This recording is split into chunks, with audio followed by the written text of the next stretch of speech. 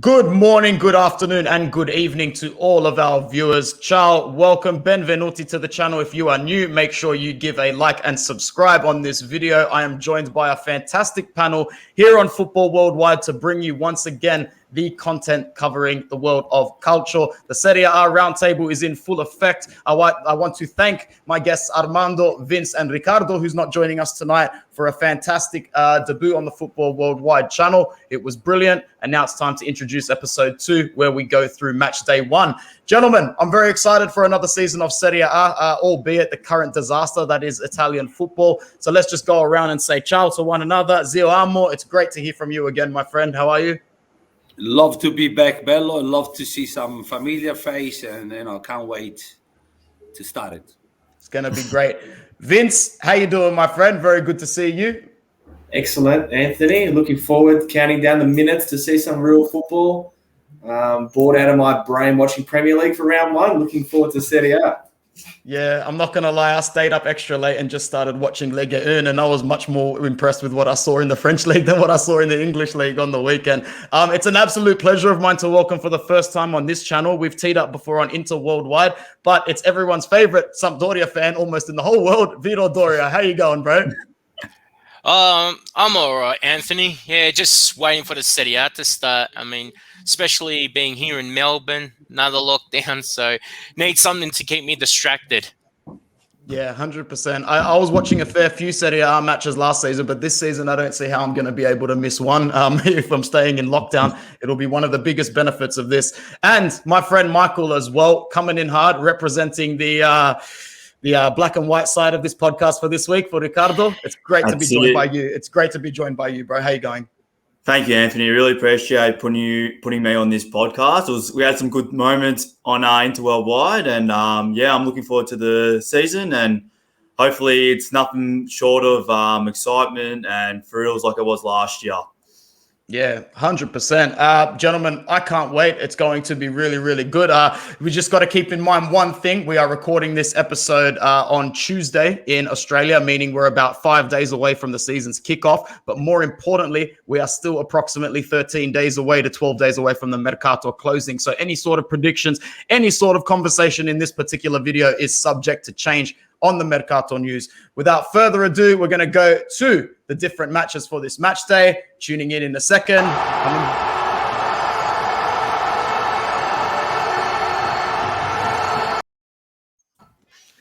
Guys, there's plenty of fixtures to keep us entertained on match day 1. Let's go through the list nice and quickly before we get started. Inter, the reigning champions, take on Genoa. Verona against Sassuolo. Empoli at home to Lazio. Torino host Atalanta. Udinese face Juventus. Bologna up against the newcomers Salernitana. Roma and Fiorentina kick off in a fixture that I am just watering at the mouth to see. Napoli host another new up-and-comer in Venezia.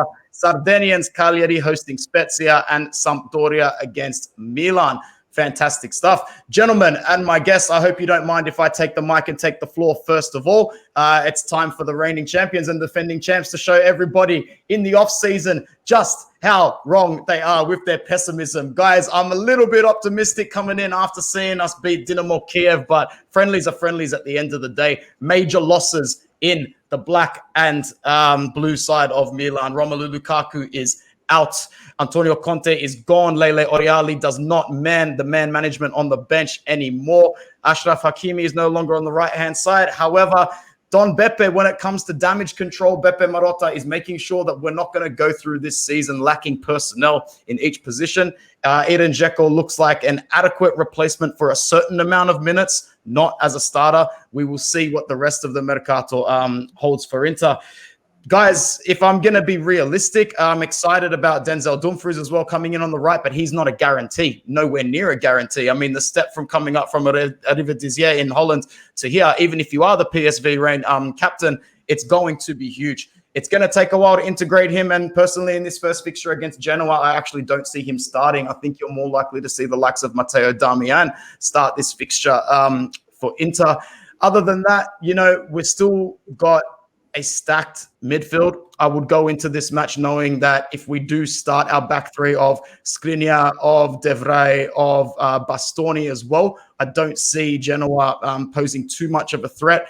Barella's in good form. Sensi's back looking energetic. I think Inzaghi can get 3 opening points. The only problem I see here is that with Lautaro suspended and Alexis Sanchez picking up an injury, we might be a little bit short. Guys, on this particular program episode, we're going to go around the table for each fixture, and everyone's just going to give maybe just a 30-second little bit of a prediction and a score preview as well. But there'll be certain fixtures where each of my guests basically highlight the same way I am now. So going across to you, Zil, I'll go first. Not easy, a bit of a grind. I'll go 2-0. 2-0 win for Inter over Genoa in the opening fixture. Zio Amo? I think Inter will win. It's been the first game of the season. You should not feel that Dzeko can't play for 90 minutes. Or Genoa looks very weak as well. We spoke about last week, so I can't see Inter dropping point on the first game. Well said. Score line, I don't know, but I definitely Inter to win. Fair enough. To do a score line just to score. You don't have to do a score line, brother. Okay, it's match day 1. I don't think we should get into the habit of doing scores every single week. Vince, your pick for Inter Genoa this week? Yeah, I think comfortable for Inter. I think 2-0 win will be a walk in the park for them, unless the likes of Destro or Pandev want to pull a surprise. But I think that back three is too solid. That midfield's too solid. Dzeko is more than adequate to put the ball in the net. I think a fairly straightforward 2-0 win. Yeah, fair enough. They've signed this young fella from Pumas as well, Vasquez. He's Mexican. I had a little look at some highlight reels today, which doesn't actually leave too much to the imagination, but it's not that accurate either. But, I actually think he can be a pretty energetic signing for them as well. But as we said in the first episode, there's only so many goals Destro's going to be able to score you this season to basically get you out of trouble. Vito, over to you next, my friend. Who grabs a win in match day 1, Inter or Genoa? Look, Inter easily, at least on paper, but I think that with Simone Inzaghi as coach and the formation that he's going to use, he'll pretty much use something similar to Antonio Conte. I don't think the play will be as high as was in terms of intensity under Conte, or also not as rigid, but perhaps players will have a bit more freedom to do something on the ball, or won't be focusing on exerting all the physical strength. I would probably say 3-1, similar to last season, identical to last season. But no, I think on paper, Inter are much too strong. And Genoa, again, you saw with Vasquez, they're the type of club. They've got to find those hidden gems so they can sort of survive in Serie A and also try to sell them at a significant profit. Yeah, fair enough. That was one of the biggest positive takes away from our game with Dinamo Kiev, was like, wow, we've really broken out of this PlayStation style that is Antonio Conte systematically have to do everything to a T. There was a little bit more tactical freedom there. Michael, your opinion and prediction for the first game, bro? It's going to be an easy win for Inter, you'd imagine, probably 2-0. It's going to be interesting. Obviously, Inzaghi coaches the exact same formation as Conte did. So it'll be interesting because he's been at Lazio for a long time. Usually a lot of coaches that have been at one place for a long time, it's hard to adapt to a new club with new players. Really, once you get Dzeko comfortable, he'll score you guys probably 15 to 20 goals a season, which would be a massive hand, probably even more, depending on how well he is. But yeah, Inter will win comfortably. Genoa just, they're a bottom tier Serie A team, and that's just basically all needs to be said. Well done, man. All right, we are going over to our second fixture of this match day. We're going to focus on Milan versus Sampdoria. I've got two faithfuls here, one of each side. We're going over to you first, Vince. The gentleman that I've got on screen right now, Olivier Giroud, he's got his scoring boots on. Do you think your boys will be firing well in the first match day? You have the floor, Vince. Take it away. Sorry, just unmuting there. Yeah, I think we should start fairly strong. Looking at our preseason form, we haven't lost a game in preseason. The most promising thing from a Milan supporter's point of view is that defense. I think it's the first time in many, many seasons that I can look at the defense and be quite confident that we're going to be tight at the back. Mignon showing that he's a good goalkeeper already. I was very impressed with his distribution. Looking at the last game versus Panathinaikos, we were rarely tested, but a highlight was that distribution from the back. Who plays between Simon Kjaer and Romagnoli. Personally, I'd put Romagnoli. I thought Kaya looked a little shaky with his passing on the weekend, but knowing how Pioli sort of operates, I think Kaya will get the nod. And the midfield as well, we're looking at Kessier, not ready for round one, so looking like a start from Tonali there next to Benetzer. And really, we played a 4-4-2 against Panathinaikos, which is possibly a nod towards not having a number 10, an adequate number 10 from Pioli. It was a little bit of a strange selection with that formation in our last friendly before the season. So if he plays a 4-4-2 or the same formation he played last year with Giroud as the main man up top is probably the biggest question. Left-hand side, we're probably looking at Leao getting the nod over Rebic, looking at sort of preseason form and formations. It's got to be a tricky fixture. It always is in round one. Sampdoria is never a pushover, though they haven't beaten Milan since, I think, 2019. I think we'll squeeze through here, maybe a 1-0 win.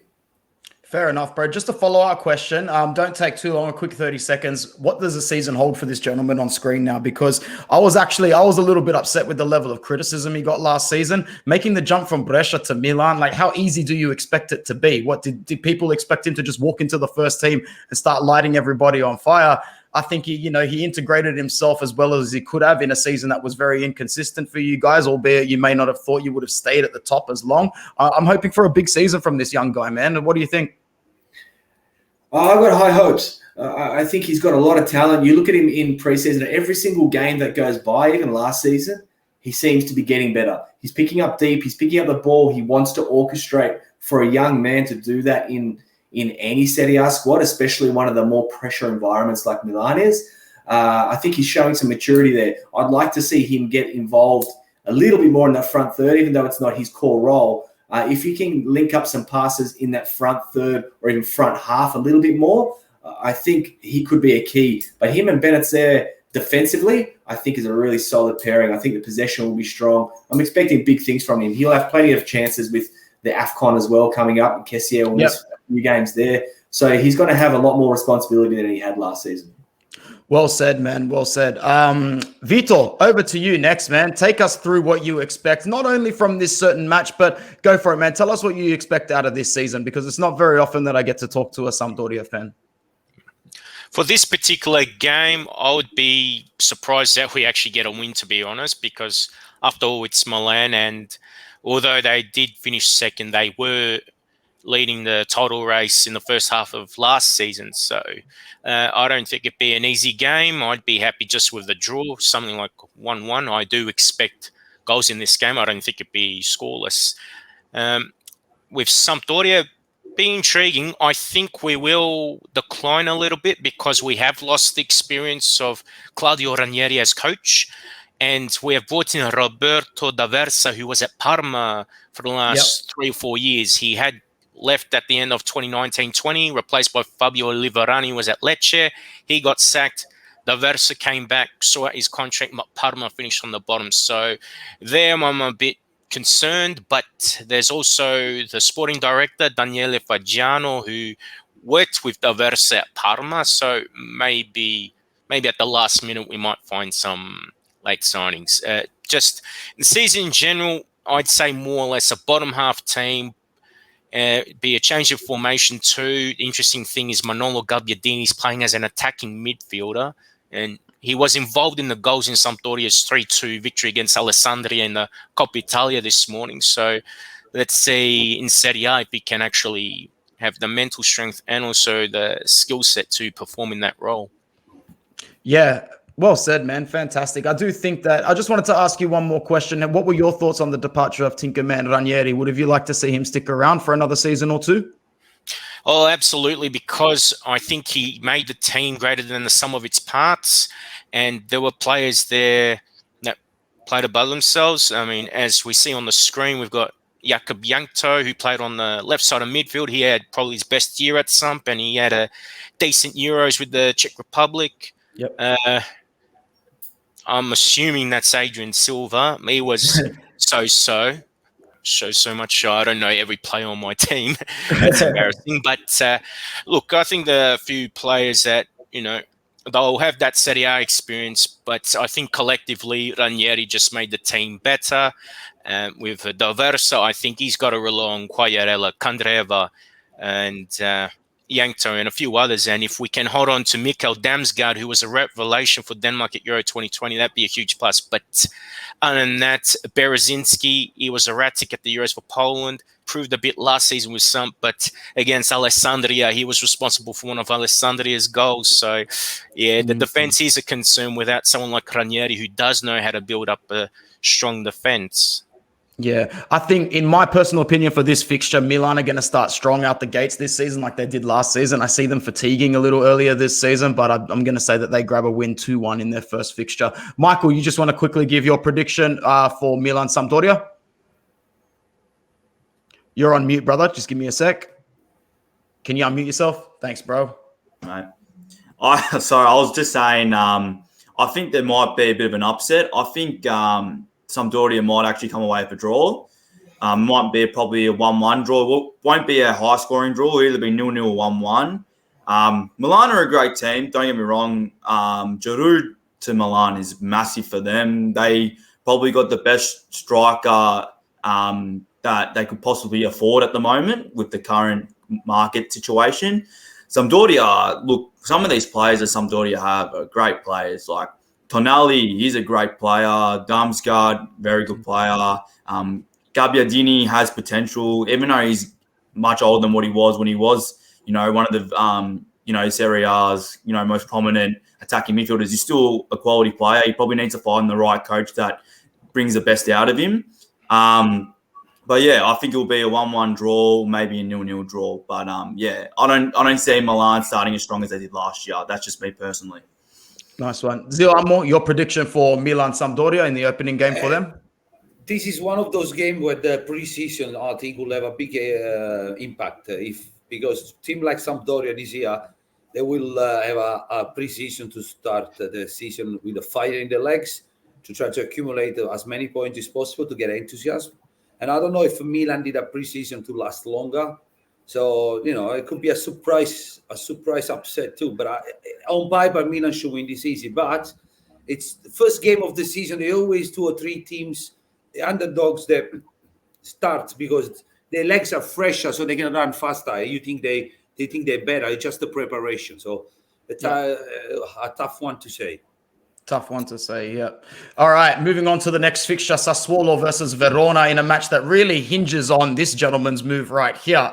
They are running out of time to sell Manuel Locatelli to Juventus, albeit looking to coop about 35 million. It's definitely still in Sassuolo's best interest to meet the evaluation and sell to those guys. I'm just really starting to wonder how long it's going to take them. And the longer that it takes them to do this, the more I can see them slipping up in their opening fixture, just with a little bit of disorganization. I'll go around the table to start off. Vito, I'm actually going to go to you first this time, man. What do you make of Sassuolo versus Verona? And do you think Locatelli does end up sealing a move? Remember, no Juric, no De Zerbi, 2 new managers going head-to-head, Vito. Yeah, indeed. Sassuolo have a new manager called Pianese. He helped Empoli get promoted into Serie A. And this will be a test for him to see if he can cope coaching in Serie A. Managing the Locatelli situation will be key as well, because Locatelli, since he joined Sassuolo, has really improved as a footballer and became a real midfield general. So to lose him would be bad for the Nero Verdi, to say the least. That being so, if the likes of Berardi, Juricic, Boga, Caputo, or even Raspadori have an impact, Sassuolo can still do pretty well. I think they can beat Verona. And for the Giallo Blu, I do feel a bit pessimistic about them because they have lost Juric and they've replaced him with Eusebio Di Francesco, who's regressed as a coach since leaving Roma. His spells at Sampdoria and Cagliari have been disappointing, to say the least. So I think this is perhaps his final chance to really show that he can still coach in Serie A. Otherwise, if he struggles, I think he would present a massive risk to any other Serie A side, and then he'd have to consider dropping down to Serie B. in the future. Well said, man. Vince, how do you think the fixture between Sassuolo and Verona goes? Remember, pretty much what Vito said. We echoed that on our first video that we did. We were very pessimistic for Verona this season without Ivan Juric. How do you think they'll go in the first game against Sassuolo, Vince? I think they'll struggle. When you look at Sassuolo's team, there's some exciting players there. They've got a very strong front third. When you look at the options they have, Raspadori, Scamacca, Berardi, they've got some really, really strong, young, fast players. I think they'll trouble Verona a lot. They got the new signing as well, Traore. He came into the club with a pretty hefty price tag for a club like Sassuolo, being an attacking midfielder as well. I think as it stands, the squad stand today, I think they've got a fairly strong chance of finishing in that sort of front third of clubs. I think they'll start on the right foot. They might score a few goals against Hellas, I believe. Yeah, nice one, man. And Michael, you're the last one, bro. Your opinion for Verona and Sassuolo in that first game? I think Sassuolo will probably be a team that we'll see jump up the ladder significantly. I reckon they will compete for the Europa this year. I think it's very early days, of course, but with that front three, that is very good for Serie A. That front three that have Raspadori, Scamacca, Berardi, you got a lot of goals coming, and you got De Frel on the bench. You probably even take either Raspadori's or Scamacca's position. So there's a lot of optimism about this team, but obviously Locatelli, there's a big question mark on whether he's going to come to us. I personally don't think we'll get it done, but because we've left it too late. We should have got it done a lot earlier, but who knows? It probably might end up getting done. I'm not putting it out there. And then, I just think Sassuolo will just punish Verona. Verona, look, they've got a lot of people in that club that need to prove themselves. Di Francesco needs to prove himself as a coach there. You got players like Lasagna, who's been dropped from club to club, that need to prove himself. You've got, so many other great players that are willing to prove themselves. Even Frabotta, that's from us, he's going to want to prove himself because we got rid of him and we've got De Sciglio to replace him and we've got Pellegrini to replace him. So there's a few people in this club that need to prove themselves. Whether they do, that's a big question. But I think Sassuolo will come up on top, probably 3-1. Nice one. And Zio Ammo, you as well. Sassuolo versus Hellas Verona, man. I know two teams that might be a little bit even last season, but I think Sassuolo will break away from Hellas this season. I'll be quickly. I think Sassuolo will win. I see Verona, I told you on the last episode, to be one of the teams that get relegated. I could be wrong, but... and I don't think Locatelli will leave for the simple reason is that Sassuolo is a very hard shop to shop by. They've been holding on their player for a few seasons. And if you look back at the history, every time they sold somebody, it's been after 2 or 3 seasons that have been on the market. Unless they're getting their money. And I don't think, correct me if I'm wrong, Michael, if Sassuolo is in a deficit with money, if they need to sell. I don't think they are in desperate need to sell. Nah, I don't think they are. And I think that's part of the issue. Position. Yeah, they're in a stronger position. Because they're going to say, if we need to sell, we need to replace him. So we need money. Yeah. I He's feel we're more desperate. Locatelli's the sort of player that's still going to get them 35, 40 M's in January if another club comes from overseas. So it's not like they're in a hurry to sell him to balance their books or anything like that. So, I'd agree with what you say. Zio Ammo, we're staying on you for the next fixture, bro, which could be an entertaining one. Torino up against Atalanta, the gentleman that we just spoke about no longer at Verona, currently at the helm in Turin. How do you think this game will go, man? I reckon Juric injects a little bit of fire into the belly, into a Torino side, Ammo, that last season was in context, Torino is probably the most disappointing club in Serie A last season. Listen, this guy, I told you last episode as well, it's a master of coach when he comes on to reading the game. He can read the game. If he knows their opposition, the way they play, and he had the time to prepare his team, he's going to put everybody under pressure. And I'll be no surprise if he trigger and put in a corner, what's his name from Atalanta? Apology. The forward? The coach Gasperini? Gasperini, sorry, Minghia. I'm getting old. So I'll be no surprise if he manages to corner Gasperini, because this guy is a very good coach. Having said so, on the paper, Atalanta is very strong and should win. The latest rumor about, I don't know if you heard the interview after the Coppa Italia game, they're not that sure about Bellotti staying. signing the renewal, it doesn't mean to stay. Yeah. That's what they said yesterday, officially. So it just means that they can get a little bit more money for him if somebody comes. Exactly. But in this current climate, I don't think people are going to up their bids too much for Belotti. I think he's going to stay another season. If I had to do the old school schedina, I would say X2. So draw or Vittoria for Atalanta. Yeah, very nice, man. Very nice. Let's go to Vince next, man.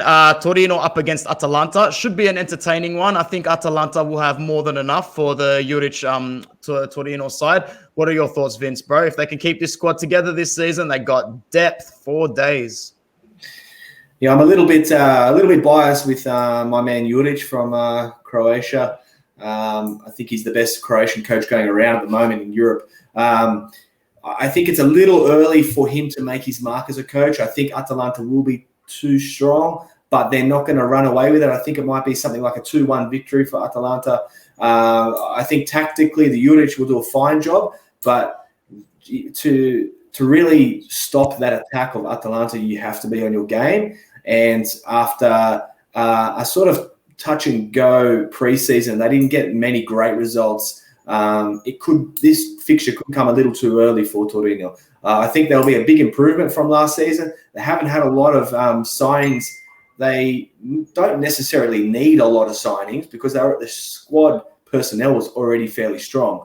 Sorry to interrupt you. Like with the rumors of Zapata and Ilicic leaving, they could definitely still afford to let one of them go and reinvest and still go out guns blazing in the season to come. I know they're both very influential players and score a lot of goals, but this is the Atalanta model, mate. Build a weapon-filled squad, sell one asset, cash in big time. You're healthy.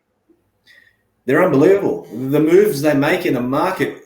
I look at it from AC Milan point of view, and I look at the German Bundesliga, for example. If this was any club in Germany outside of Bayern would have brought all of these star players.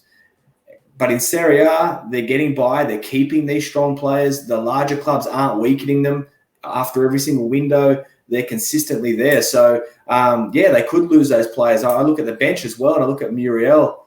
He's a top-class player for me. Always a threat, scoring goals. Ilicic, not necessarily a starter, but always a threat, scoring goals.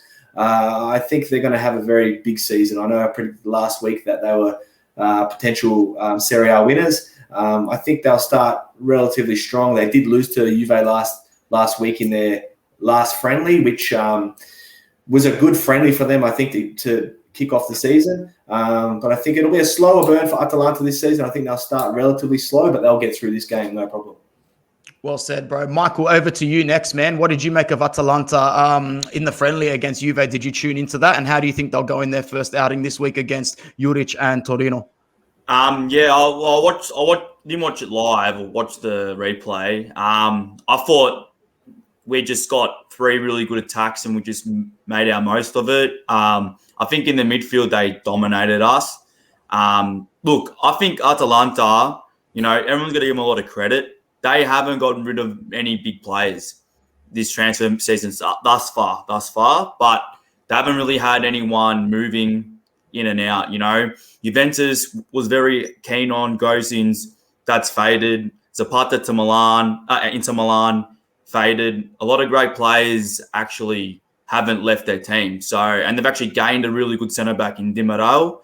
And I'm actually very disappointed we had to get rid of him, but unfortunately, got to make tough calls, and that was ours. I think in the game, I think Torino will struggle immensely. Even though Juric, I reckon, is a great coach, I think this Atalanta team has a lot to prove, and I think they want to leave their mark and make it known to the other big top 3 teams that they're there, and they're actually not going to just be a team making up the top 4. They actually want to push for the league, and I think we need to give them the respect they deserve.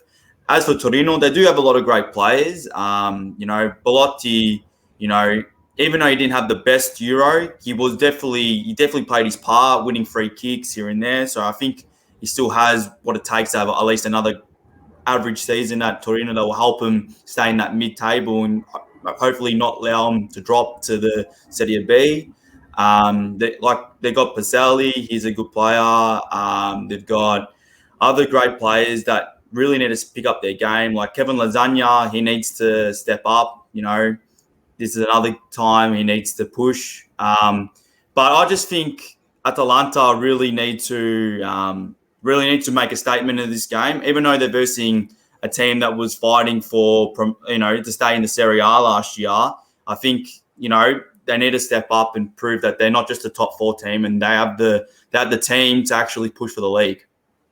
Yeah, nice one, man. Vito, we're going over to you next, man. I feel like we covered that Torino-Atalanta fixture quite well, so feel free to throw in anything that you want about that. But what I'm going to ask you more importantly is how you think Maurizio Sarri and Lazio are going to go in their first match of the season. Lotito, he's a stubborn owner, but he's going to need to cash in on something. They need some sort of income, Vito. It could come in the form of Joaquin Correa still going to Inter, which I'm a little bit, I've got my fingers crossed for that one. I'm not going to lie. But how do you think Lazio is going to go not only this weekend, but I'm really interested to hear your take on them this season. They take on Empoli, obviously not with a stacked lineup, but with Cutrone there and possibly Pinamonti coming in as well. They scored a lot of goals last season, Empoli, but I think they will struggle this season, bro. But more importantly, I'm digressing a bit. I really want to hear your thoughts on how you think Sarri and Lazio are going to go and how long it's going to take them to adapt. Well, before we do get on to Maurizio Sarri and Lazio, what I'll say about Torino-Atalanta is that Juric is a disciple of Giampiero Gasparini, and last season, if I'm not mistaken, I think Verona did beat Atalanta in one game, so he knows how Atalanta can set up. The main difference is that, at least with Hellas Verona, Juric was coaching them for 2 seasons. For now at Torino, it's his first season, so brand new game, and they also needed a penalty shootout to beat Cremonese a couple of days ago, so it'd be a struggle, but I'm not expecting a blowout from Atalanta. I'm not expecting them to thrash Torino in the first round. Now, back to the question on hand. With Sarri, I think even with what's there, I think it might take him a few rounds, but I think he's got the right players to use either a 4-3-1-2 formation or 4-3-3. Regardless if they sell Correa or not, I think what's there is still a decent enough team. If they do sell Correa, they would have to bring in players that would really buy in quickly to Sarri's style of football. With the midfield they got Lucas Leiva, they got Sergej Milinkovic-Savic and Luis Alberto. With the Serbian and the Spaniard, the 2 very technically gifted midfielders, and I think they would thrive under Sarri. I also believe Ciro Immobile, he'll be in with a good chance of being capocannoniere because of the chances he'll likely get in this system under Sarri. Against Empoli, they should win pretty comfortably. Andrea Azzoli is back at Empoli after he was there in the 2018-2019 season. Cutrone, look, he had that good season 2017-2018 at AC Milan, but he hasn't built up on that potential, on that early hype. So this might be make or break for him. And if they do get Pinamonti, that'd be great in terms of goal scoring options. But it's really up for the rest of the team to sort of pull their weight. And Alberto Brignoli, the goalkeeper, he'll have to try and limit the damage, because I think one of the problems with the last time they were in Serie A, Empoli were leaking a lot of goals in the first half of the season. Yeah. So you think Lazio run out comfortable winners in this one? In this one, even if we don't see true Sarrismo, I think the individual quality the Biancocelesti have will be good enough for Empoli. I think in the next few weeks we'll get a better idea of how quickly they can adapt to Sarri's methods, or if they're still well entrenched in Inzaghi's way of playing, because Inzaghi was their coach for 5 seasons after all. Yeah, nice one, mate. Well said. I'm going over to Zio Ammo next. Maurizio Sarri, how do you think he's going to go in, getting this Lazio team well gelled in the first game, and especially in the first few rounds of the season, Ammo? First of all, I need to agree with the Vito when it comes down to this football style and the play he has in the squad. In fact, most of those players were players that when he was at Napoli or at Juventus, I think he was trying to get it on board. So they the players that he see perfect for his style. But this game, it's more of a tricky game for him, because he's playing the first game back in Serie A since he left Juventus. and taking a step backwards. It's his first step backwards since he left Napoli. It was Napoli, Chelsea, Juventus, now dropping at Lazio. And he's going to face his beloved Empoli because everything started at Empoli. That's where Napoli spotted him. And against the coach that replaced him when he left Empoli. And both of them are a very beautiful football style. So it's definitely a game to watch. I agree with Vito that individual will make a huge difference. And Lazio individual on paper are very good. So I like it, bro. Lazio. Thank you, brother. Vince, over to you next, man. Let's just keep it fixture-wise from you. Lazio, Empoli, first game. How do you see it going? Yeah, the guys covered it very well. I think the personnel in Lazio suits Sarri. When you look at their preseason, their results haven't been outstanding, but you've seen actually already glimpses of Sarri ball. They're playing some nice football. I think just personnel-wise, they're just too strong for this round one fixture. No injuries, no huge injuries. I think early in that transfer window, when there was talk of Luis Alberto wanting out of the club, and now that that's settled, he's had a fair few weeks, a lot of minutes in preseason to actually get back into that squad properly and mentally. And I think they're going to hit the ground running this season. Lazio last year, they were a little slow through the first half of the season. I think they'll be steady enough, and they will continue to build as Sarri implements his style. I'm expecting probably around a 3-1 victory here for Lazio. Yeah, nice one, man. And over to you, Michele, for the final word on this one, bro. Just quickly, how do you think the match between Lazio and Empoli finishes?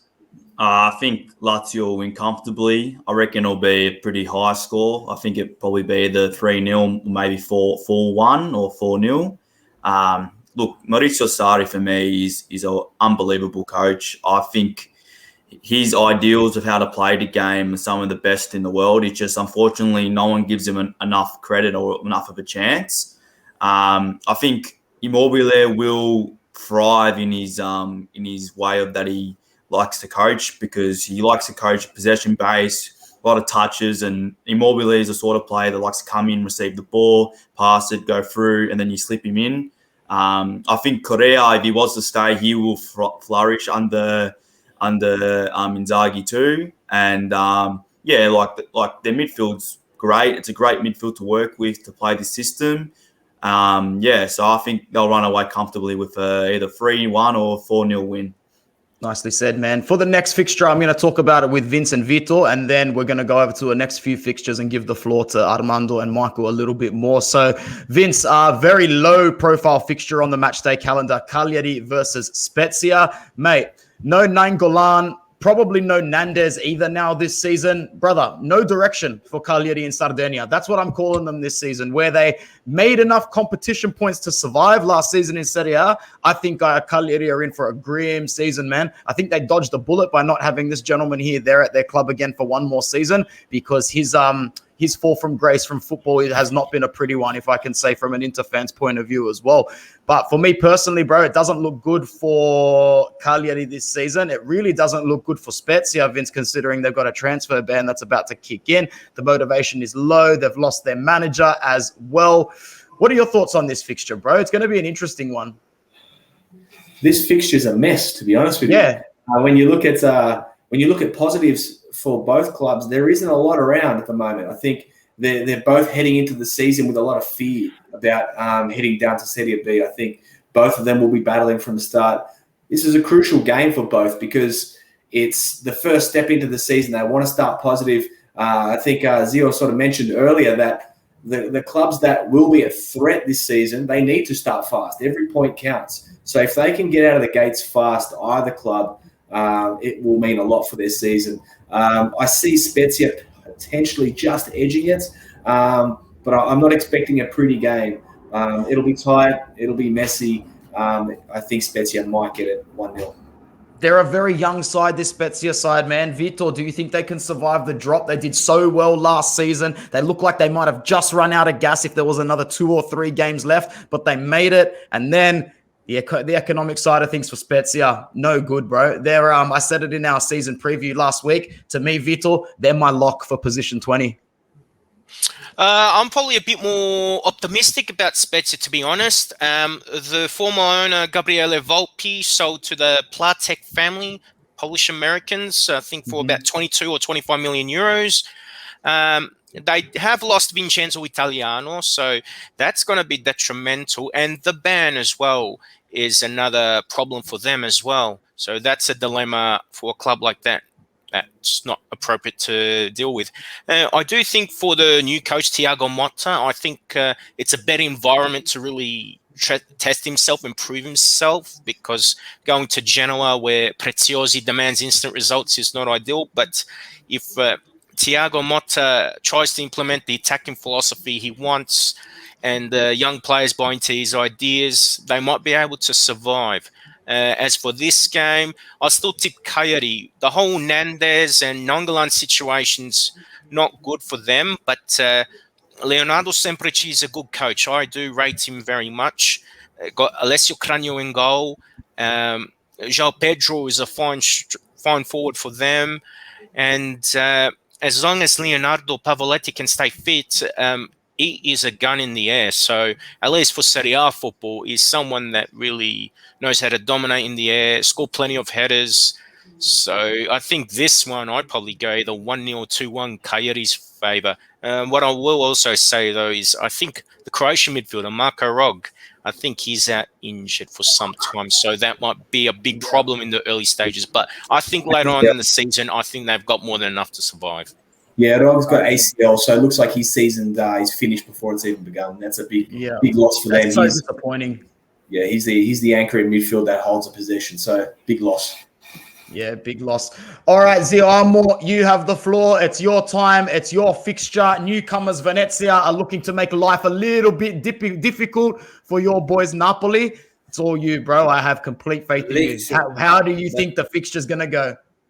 Listen, I'll be repetitive, but it all depends how the preparation was based on. The first game of the season are always dangerous one, but I think Napoli will win. Yeah. Unless we sell somebody in the last 3 days. I'm really happy with the way we did this year. We kept all our strongest players and we improved on our coaching. And you know my opinion about the swapping of the coach. I think we played without a coach for a whole season, similar to Juventus. I think Napoli Juventus suffer the lack of a good coach on the bench, but otherwise there will be the two team up there with Atalanta. So I'll see Napoli beating Venezia. You think it'll be an easy game, bro? There's no easy games. If you go to the game, think it's an easy game. Look, I've been watching Napoli pre-season this year, and I was present in Di Mauro when Ancelotti was there the second year, and there's been a huge difference of impact. You know, those pre-season were more like for the fan. It was more like holiday camp. This year, I see a lots of players enjoying themselves and have fun, like back when we had Sarri. So I could see lots of good things. Even with the rumors on the market, there's so many rumors going around, few of our players, and none of them really care. You can see them, they're having fun. They're not distracted. So I cannot see. Listen, if we start dropping point on the first game against Venezia, then we have a problem. Yeah, 100%, man. All right, let's go around the table and talk a little bit more about this fixture. Michael, we'll go to you next. Nice and brief, man. Napoli, Venezia. Napoli just going to have too much, even though Venezia is coming through with a lot of confidence, probably more confidence than any of the three that have come up, just based on the sentimental fact of their history and how they've gotten through. I think they'll make life tough for Napoli in the first 30 minutes, 40 minutes or so, but gentleman Luciano Spalletti is going to get them over the line. What do you reckon, Michael? Yeah, sure. I agree with you 100%. Spalletti, for me, he's an unbelievable coach, great tactician. I think a lot of clubs, would be honoured to have him as a coach, I'll actually be honest with you, I actually wanted him at Juve before we got Allegri back. I thought he would have been a good experiment, but unfortunately Napoli were the ones to grab him and good on them. They got someone they can work with.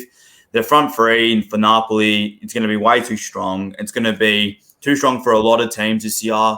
Osimhen, Lorenzo Insigne, Mertens, Lozano, mate. That's a quality attack just there. That's as good as it gets in Serie A, really. I think it's probably even stronger than my own team's attack in Juventus, to be honest with you, because it's just well-rounded. It's you got young players mixing with a lot of experience, so it's going to be very interesting to see how well Napoli can do this year compared to last year. I think the only problem with Napoli is they lack a third midfielder. They lack a third midfielder that's going to help them, grow. They got Zielinski, they got Ruiz. Almas is all right. He's a winger, but I can see him playing more of attacking role in the attacking mid, maybe a number 10. But apart from that, I don't see another amazing midfielder that I think you're lacking. And I think since you've had a couple other midfielders leave in previous years, like Hamsik and Jorginho and Bakayoko, it's actually been hard to find someone else to fill that void. But to see if it's going to be a massive issue for you guys, time will tell. It might not be. You might be able to give a lot of these younger players a run, like Dime and Lobotka, and give them more of a run, and hopefully they can flourish. But time will tell. Time will definitely tell. I think Napoli will come away very easily for 4-0 win this one. Nice one, man. Very in-depth said. Vito, focusing on the team up on the board, man. How do you feel Venezia can go this season briefly? Look, on paper, I've got them as one of my tips for relegation. I don't think they've got many players with Serie A experience, aside from Mattia Caldara, who they got from AC Milan. And the big if with him is if he can stay fit. If he can stay fit, I think he's going to be an excellent defender. He can regain his form, and he's not just a guy that can defend well, but he's excellent with his ball distribution and can chip in with goals. Unfortunately, since he left Atalanta after 2016-2017, he's had so many physical issues, and at the moment, I'm very pessimistic about him. If he does get things right, though, I think they might be in with a shot. There are a lot of unknowns. Like there's a kid they got from Kansas City called Gianluca Busio, an Italian-American kid. There's several others that are players are largely unknown to Serie A audiences, and they're looking at non-traditional or not so big football powers. So they're scouting all over the world for players. And the coach too, Paolo Zanetti, he's another one that's debutant to Serie A. So this will be a big test for him too. That being said, with the Venezia, they might surprise us, and Zanetti as a coach might surprise us. So they do have this intrigue because they represent the unknown. And part of me does like to see Venezia do well because it is a beautiful city.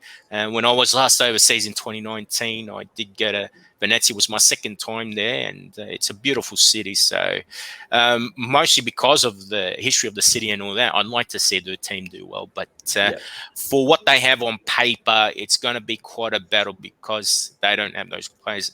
One more thing, though.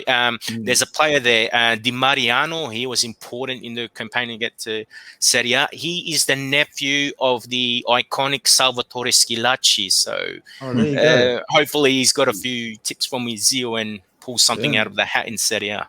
Thanks for letting us know that, hopefully he remembers from the second game onwards.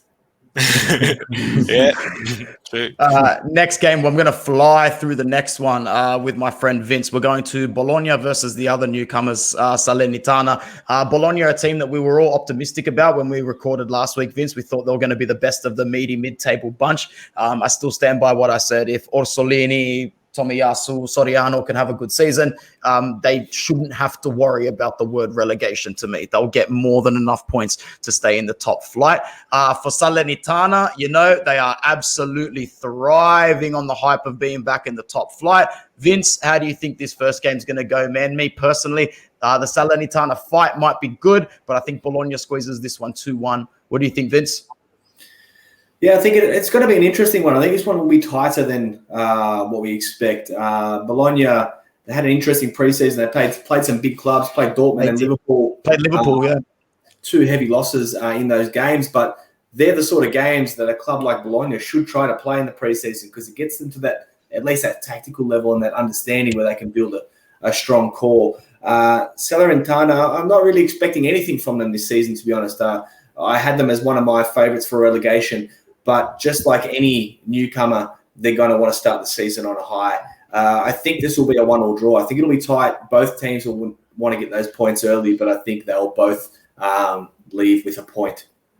Yeah, fair enough. We're going to go around the table. Literally just say who you think is going to win this game. Zio, I'm more Bologna and Salernitana. I know you said, but did you guys see the Bologna result from Coppa Italia? They were losing 5-1 at home against Teramo, or 4-1, and then they lost. So They You lost know what, 5-4, didn't they? Yeah, but they were losing like 4-1. 5-1. So, 5-1. 5-1. So that I don't know now, that loss, it's a big wake-up call. And I called for a draw. Nice one. It is enough to make you think there, man, for sure. Vito, your prediction for that game? Yeah, I still think Bologna will win, but not by a big margin. I'd be surprised if they win by 2 goals. I'd say 2-1. Orsolini hopefully among the goals for Bologna, and Federico Bonazzoli will get a goal for Salernitana. Nice. Michael, prediction? I think it will be a 1-1 draw. I think the hype around Salernitana is pretty high. I think Juric will score a goal for them, Milan Juric. And I think Bologna, I think we might see Soriano, a very creative midfielder, score one of his 8 goals that he roughly scores every year. So I'll see a 1-1 draw with them. Nice one, bro. Michael, do not drop the mic, brother. It's staying right for you. You guys go to Udine for match number 1. You have gentleman Max Allegri back at the helm. I'm just going to give you the mic, bro. Talk to us about how you think this fixture is going to go and how you think Juve are going to go this season, because I know you are not as optimistic as the majority of my Juventini friends. Yeah, sure. Let's call them friends. Look, I think we'll walk away with the 3 points. I think we'll be a very convincing win this one, as the hype around us and the momentum from the Atalanta practice game will help. But I think the realistic goal this year for Juve should be top 2, win the Serie A. Champions League, I wouldn't even be surprised if we don't make it out. We don't have the team to go far in the Champions League compared to the other big teams that we know about, Man City, PSG, Manchester United. They're all stacked. Their bench is better than some of our starting 11 players, especially our midfield. It really, really is far behind. I think the financial struggles of COVID has really taken a toll on Juventus. I think Nice one. a lot of these Serie A, I think a lot of these Serie A clubs, they do rely on a lot of their fans coming to games week in, week out, buying memberships, buying merchandise. I think COVID disrupted that, and that's a lot of profits each of these Serie A clubs aren't receiving to spend on players. And I think it's been vital to see that with Juventus especially. It's been very obvious. We haven't been able to close deals. We're losing quality players like Di Matteo, giving him to Atalanta with an option to buy, and we didn't even put in buyback clause. Who knows? I think Di Matteo has some of the greatest potential as a centre back. As for I know you've got some strong thoughts on this dude right here. That's why I brought him up on the screen. Look, I get criticised by a lot of Juventini. We have a lot of arguments about this man here. Look, I'll put it to you this way. I think he is a great player. I'll give him the benefit of the doubt. He is a great player when he's not injured and when he's not in conflict with the club. And what I mean by that is this contract issue that we've had since he won the MVP with Juventus has been a burden on him and the club for a period of time, I'll be honest with you, because when he won the MVP, he went to Juventus and asked for 15 mil. He did. He asked 15 mil from Patrici and Agnelli. He wanted 15 mil because he goes, I'm the MVP. That's what I'm worth. Unfortunately, for what he wants to play, for the role that he wants to play as a striker, as a false nine sort of striker, I don't think 15 mil is the right amount for a player that's playing that role. However, if Allegri can use him as an attacking mid for Juventus, he could be back to his best. He hasn't been his best for the last 3 years. Even when he won the MVP, I don't think it was his greatest season. He's had better seasons before that. I think Ronaldo probably should deserve the MVP more than him, since Ronaldo won Juventus' best player, but Dybala didn't, even though Dybala won the MVP that year. So I think with this fixture, we will win comfortably. Hopefully we see Locatelli. I don't see it happening, unfortunately. If it was going to happen, it would have happened by now. I don't think Juventus would wait this late, if we weren't 100% confident of getting him. I think there's a lot of if, buts, and maybes in that contract. Unfortunately, every $100,000 is a vital difference in the transfer market these days for these smaller clubs that aren't aren't as rich as PSG and Man City. So I think that's what it is. It's a matter of figures, but hopefully we see him. I don't see it happening, but yeah, who knows? I think maybe Juventus might need to worry about winning the Serie A and push the Champions League to the side and get back to win the Scudetto again. Fair enough. Armando, how do you think the first fixture is going to go for Juve up against Udinese, man? Udinese, they'll struggle this season, brother, without Rodrigo De Paul in their side. The only thing that looks good about Udinese this season, to be honest, is their away jersey. Listen, like I said on Napoli, I said it on Juventus too. Juventus had a way better squad than the result they had last year because of their coach. So I can see Allegri being back be a great improvement for Juventus. He knows the players, and the fact that he's back, that means they already went through the issue that he had with Ronaldo and Dybala back then when he left. Otherwise, he will not be back. Therefore, I cannot see them suffering against Udinese. I told you, to me, Juventus, Atalanta, and Napoli are the top three teams. They're going to be racing the top three spot. So I can't see them losing against Udinese. Fair enough. Vince, you next, mate. Udinese, Juve, straightforward for Juve in match day one, you think? Yeah, very much so. Way too strong front third with Ronaldo, Morata. Chiesa still flying from the Euros. When I look at Juve for the season, there's so much to like, but there's still, for me, two big question marks. I think the defensive pairing, the two centre-backs are really, obviously, everyone rates Bonucci and Chiellini, but can they do it for a whole season? That's always the question mark around those guys. And probably more importantly, central midfield. If they don't bulk up in that space, they're going to struggle against a better team. So they'll be up there with Allegri. They'll be very well structured. I think Dybala will have an outstanding season. I'm very curious to see how Allegri uses someone like McKennie after having a fairly good season last year, but not used in certain key moments. It'll be really good to see how Allegri makes that work, or if he doesn't make it work. I think they're missing the French midfielder Rabiot, yeah, for round one, which could be a little bit of a sort of disruption there in the midfield. But I think straightforward, I think they should probably win this 3-0. Nice one. And lastly, going over to Vito, how do you feel that they're going to go in their first game? And more importantly, how do you see the whole season shaping up for this Juve outfit? Well, I share the sentiments of everyone else here. I think Juve should win comfortably. Udinese have lost Juan Musso. He's gone to Atalanta. Yeah. He was a fantastic goalkeeper. Rodrigo De Paul to Atletico Madrid.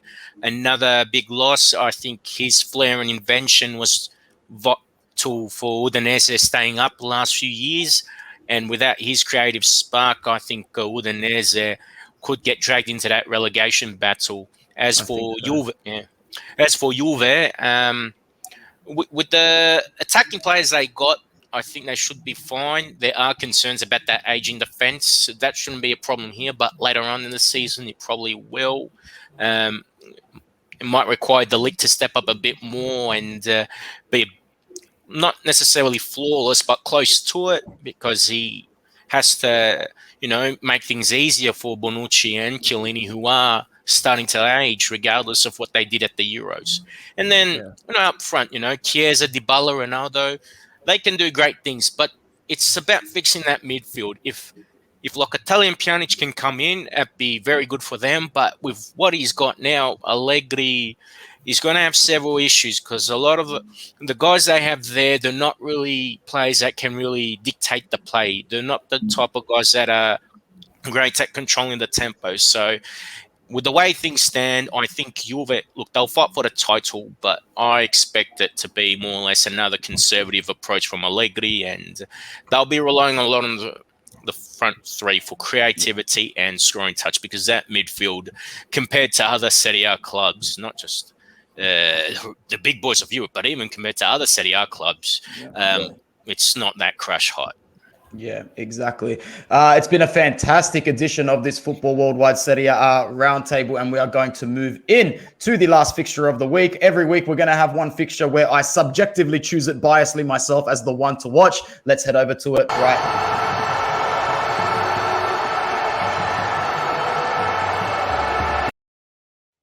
how can all eyes not be on Jose Mourinho and Roma at the moment? Jose Mourinho and Roma host Fiorentina this weekend. And for me, as I said, I'm the one choosing these ones. In my opinion, that is the one to watch. I can't wait for that game. It's my favorite fixture. I think Jose needs to start strong. He really needs to start strong. Whereas Fiorentina, they're just basically looking to start fresh. They really are. I'm going to go over to Vito and we're going to move around in a different direction this time. Vito, how pumped are you for this fixture? How do you think it's going to go? What are your thoughts on the special one being in the nation's capital? I think it's going to be a very exciting match, and to see Mourinho in Serie A is going to be interesting. Even if his style of play might not be the best to watch, but the fact he's got such a pedigree, and that he's one of those characters, just to listen to him in press conferences, regardless if it makes sense or if he's talking utter garbage, he keeps you focused. He'll keep your attention. So I think he's going to... definitely keep us entertained in his own way. So, look, on paper, I do think Roma should win this game. I do think it will probably be a close scoreline. I don't think Roma will blow Fiorentina away, but it'd be a key game for Mourinho to really get back into Serie A, show that he can revive his coaching career after supposedly disappointing spells at Spurs and Manchester United. And for Fiorentina, regardless if they sell Dusan Vlahovic or not, they have a new coach, Vincenzo Italiano from Spezia. I think at least the Viola have a coach that can give them an identity, a philosophy. So yeah. I think with his attacking principles, I do see a bit of improvement from them. I think maybe mid-table, maybe even push for the Conference League or Europa League spots. But I think he can utilise the players in the squad. But in this game against Roma, I still think the special one's going to get the 3 points. Yeah, I would have to agree. Plenty of talent, hang on to Vlahovic and the likes of Milenkovic, Castrovilli. There's going to be a good season. Pulgar as well. I think I can only see Italiano and Laviola improving from last season, which was a little bit of a horror show, to be honest. We'll go quickly to Michael next. Roma Fiorentina, huge game. What are you saying, bro? The Roma are really going to excite the most of us Serie A fans this year, I believe. They're an unbelievable team with the amount of play quality they have this year. Like, I've just gone through their fixture. Some of these players no one even knows of, and they will know by the end of this season. Like Shermandov, he's an absolute star. Watched him play in those practice games. Looked very comfortable in this Jose Mourinho structure. You got Mkhitaryan, another great asset. Hasn't had his peak. This could be his year under Mourinho in Serie A, of course. They got Pedro, who probably won't even start for them. He's a great player, but he'll be fighting to start in that starting 11 along with El-Shaarawy. Then in the midfield, you got Zaniolo coming back from injury. He's got a lot to prove, this kid. He missed out on that Euro squad. He would have died to have that, that gold medal around his neck. And I think he's going to prove himself so he can make that World Cup team next year, along with Pellegrini, along with Cristante and Mancini in defence. There's a lot of hype around them, and so should there be. I think Jose Mourinho has himself a potential Scudetto winning team. Maybe not this season, but if Mourinho is a little bit more patient with this team, I can see him staying there for a while. I think he wanted to get out of England because of, all the media that were attacking him and all that crap was just absolutely getting to his head. So I think he's in Italy. He's having a fresh start. I think this is the perfect situation for him to rebuild his reputation. As for Fiorentina, I have a bit of a soft spot for Fiorentina. Even though I'm a Juventino, I am also a Catanzaro supporter. So Fiorentina, for me, they are also very close with, Catanzaro. So I do like to stay up to date with how they're going. Wonderful team. That Vlahovic, he's going to be a star. And I think this year will be even more of a crucial season for him. Milinkovic in defence, another great player. I think Fiorentina better hold on to him because I can see him going to another big Serie A team, or he might even end up at a EPL team or even a La Liga team one day. He's a very great defender. Fixture's not going to be anything short from great. I think Roma will come away with a 2-1 win. I think Fiorentina will score a goal, though. Yeah, Vlahovic is probably going to get on the score sheet, to be honest, man. I'm going to predict Roma 2-1 as well in a very cagey sort of like bums on the end of the seat fixture. Amo, you next, bro. You excited to see Mourinho back in Serie A? What do you think's going to happen, man? How's Roma Fiorentina going to pan out? Look, to me, this is a classic game of a tripla, what we used to say in Italy. Any result. Roma can win, Fiorentina can win because they have a very good coach. I really have a lots of respect for Italiano, and the fact that he step up the proper step from where he was to where he is now, instead of try to aim for a bigger team, we will see a lots of improvement in Fiorentina. Having said so, Roma on the paper should come away with a victory, but I'll be no surprise if there is a draw or a Fiorentina win. Very well said, bro. Very well said. And Vince, you've got the floor for the last pick of the round, bro. It's Roma Fiorentina. Yeah, I'm going to go against the crowd. I'm going to say Fiorentina is going to cause an upset here. Vlahovic is in fine form at the end of last season and in pre-season. If they can keep a hold of him for the season, I think it looks a lot more promising than if he left. Fiorentina are quite solid, a lot of experience through their team. We've got the Bonaventura in the midfield there. I think they'll cause some troubles for a lot of teams with Vlahovic. If he leaves, it's a different story. Roma, very exciting times for them with Tammy Abraham coming and really the return of Zaniolo, I think, is going to be huge for Roma. If those players can be important, I think for me, there's a big question mark around Abraham. Is he the striker that's worth that sort of money? They've paid some big dollars for him. I've seen a lot of promise, but that doesn't really mean anything in England. He has to come to Italy. He has to adjust very quickly in a club that demands a lot and potentially learn a system of play under Mourinho that he's not so used to with Chelsea. Zaniolo, very exciting player. Seeing he's getting a lot of minutes in preseason, scoring some goals. The guy's buzzing and seeing him on Instagram. The guy's built like a tank now. He's worked hard. He's stayed mentally strong. I think he can make a big difference if he can stay fit in this season. Roma could be something. But I do pick Fiorentina for round one. It's always tight. This one could be the upset. Nice Mourinho, I've actually got doubts on Mourinho. I see Zaniolo having to run back and cover fullbacks and doing ridiculous things. I think he's lost his spark. I'd be very surprised if Mourinho was the difference rather than his footballers this season. It's definitely one of those things where it's starting to look like when the going gets tough, he can't really get going once again. But I'd love to be proven wrong. He's back in the shores of Serie A. I'd love to see him just get back to that competitive stage that he's in. I just want to say it has been a fantastic episode 2 for the Serie A Roundtable here on Football Worldwide. We've gone a tiny bit over time, but hey, that just means we're having a lot of fun. Final goodbyes to the panel. Ziadmo, always a pleasure, brother. Nice to see you. Nice to see you guys. Nice to see everyone. And thanks for anybody that's been watching this video. Thank you. Thank you.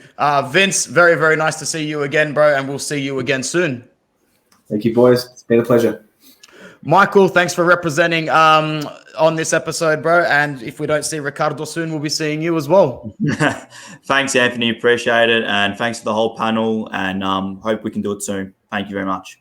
No worries. And it's always a pleasure to tee up with my friend Vito Doria. What a pleasure it was to have you on, man. We will speak soon. Yeah, thanks, Anthony, for having me come on today. And great to chat with everyone too. You know, Zio Amo is one of the few people I actually know in the outside world. So it was great to meet up with him again. Yeah. When we had an outside world. Yeah, true. Very true. Yeah. Oh, man. It's lockdown dinner time for all of us, man. So from all of us here in Australia and from all of us here at Football Worldwide, ciao, take care. Thank you very much. Ciao.